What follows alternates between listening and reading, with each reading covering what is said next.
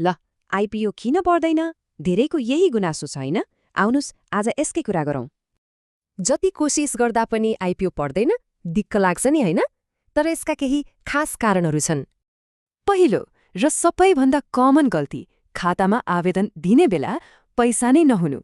तपाईले एप्लाई गर्नुभयो अनि ब्याङ्कले खाता चेक गर्छ, ब्यालेन्स पुगेन, आवेदन सिधै रिजेक्ट।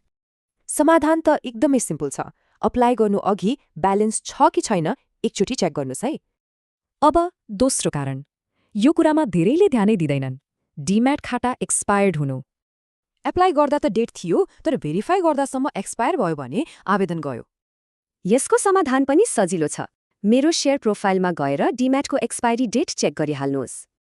अनि तेस्रो गल्ती, एउटै आइपिओमा एकैजनाले दुई पटक आवेदन दिनु।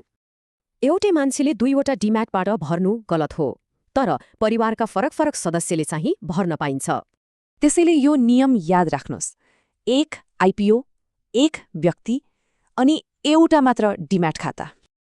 ल, छोटकरीमा भन्दा आइपिओ भर्नु अघि सधैँ ब्याङ्क ब्यालेन्स, डिम्याटको म्याद र दोहोरो आवेदन चेक गर्ने। तपाईको आवेदन चाहिँ कुन कारणले रिजेक्ट भएको थियो?